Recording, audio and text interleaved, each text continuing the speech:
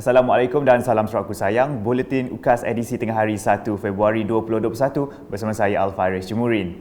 Tumpuan berita, Menteri Kebajikan Kesejahteraan Komuniti Wanita, Keluarga dan Pembangunan Kanak-kanak Datuk Seri Fatimah Abdullah pada Ahad turun padang menyantuni petugas barisan hadapan yang melakukan sekatan jalan raya SJR di Kampung Sungai Ud dan Kampung Sungai Ud Hile, Dalat.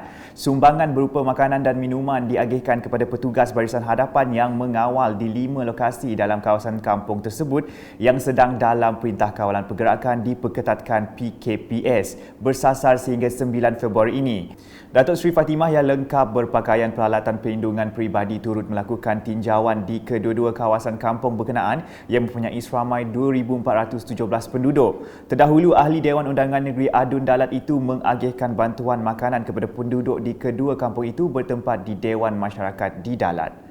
Selanjutnya, penduduk di Sibu yang masih belum membuat ujian calitan COVID-19 diminta agar segera berbuat demikian. Menteri Muda Pendidikan, Sains dan Penyelidikan Teknologi Sarawak, Dr. Anwar Rapai dalam entry Facebooknya pada Ahad memberitahu, ini untuk membantu Kementerian Kesihatan Malaysia KKM mengesan kes-kes jangkitan COVID-19 di Sibu Jaya. Sementara itu, seramai 668 individu hadir bagi menjalani calitan pengesanan COVID-19 berskala besar yang diadakan di Pasar Tamu Sibu Jaya pada Ahad.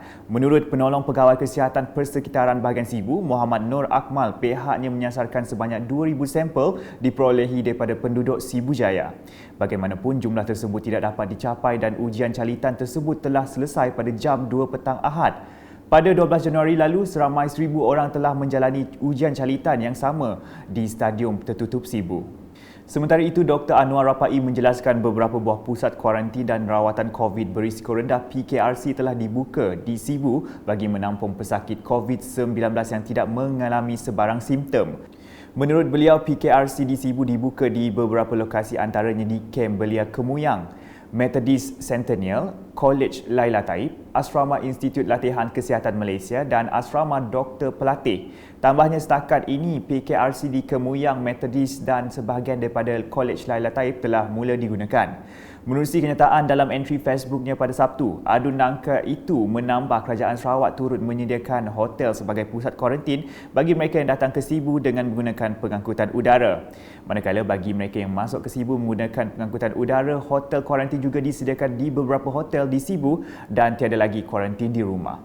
Jelasnya, Kerajaan Sarawak juga menyediakan hotel sebagai tempat kuarantin untuk kontak rapat sehingga keputusan saringan COVID-19 mereka didapati negatif.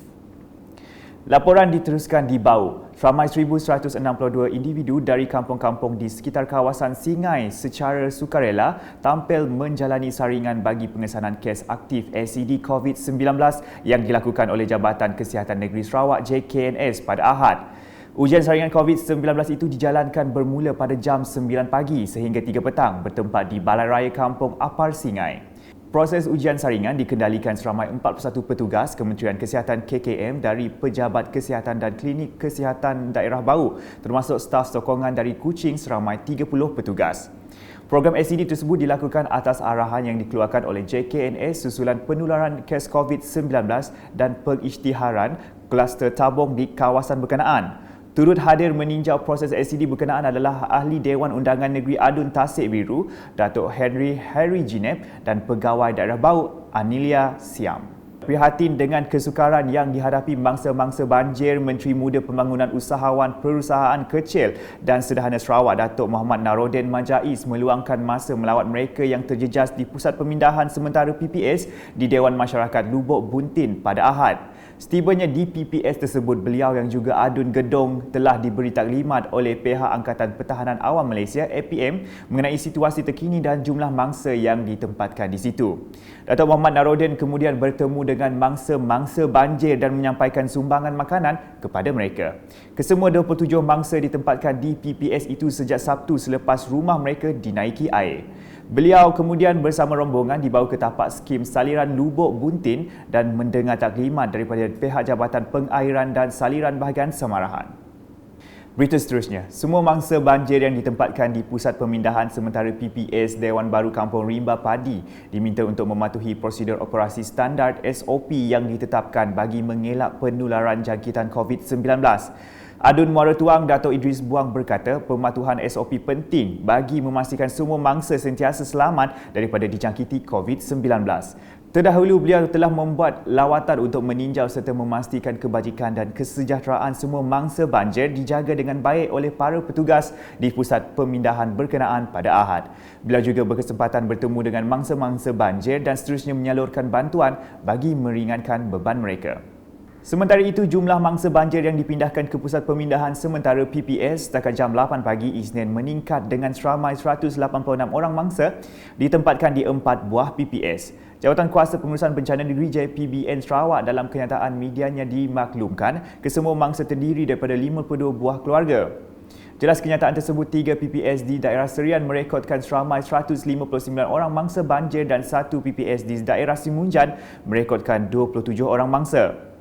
PPS Dewan Kampung Lintang Baru setakat ini menempatkan seramai 88 mangsa daripada 21 buah keluarga, manakala PPS Dewan Betong Kanawit menempatkan 22 orang mangsa daripada 6 keluarga dan PPS Dewan Baru Kampung Rimba Padi pula menempatkan seramai 49 mangsa daripada 18 buah keluarga. Selain itu, jumlah mangsa yang dipindahkan ke PPS Dewan Masyarakat Lubuk Buntin di daerah Simunjan merekodkan seramai 27 mangsa daripada 7 keluarga. Seterusnya, Ketua Masyarakat dan Ketua Kaum KMKK dan Jawatan Kuasa Keselamatan dan Kemajuan Kampung JKKK di daerah Matu perlu memainkan peranan untuk memantau pematuhan penduduk di kawasan kampung atau rumah panjang terhadap garis panduan SOP yang telah dikeluarkan oleh Kementerian Kesihatan Malaysia KKM. Ia berikutan 12 kes positif COVID-19 individu yang disaring melalui pengesanan kes secara aktif kontak kepada kes positif di Matu.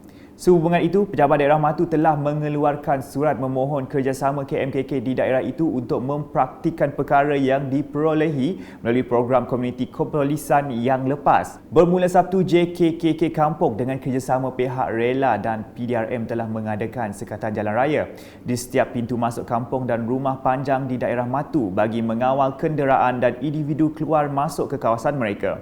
Situasi ini turut mendapat perhatian Adun Jemoreng Datuk Dr. Juanda Jaya dan beliau sentiasa berhubung dengan KMKK dan agensi berkaitan untuk memastikan kawasan dilakukan sebaik mungkin bagi memutuskan rantaian pandemik itu.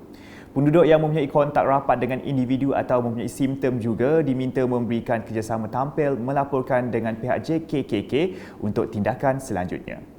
Sekian edisi Tengah Hari bersama saya Al-Fairez Jemurin dan kru penerbitan. Berita lebih lanjut boleh didapati di semua platform media sosial UKAS termasuk portal ukas.sarawak.gov.my dan pastikan anda subscribe UKAS Channel di YouTube.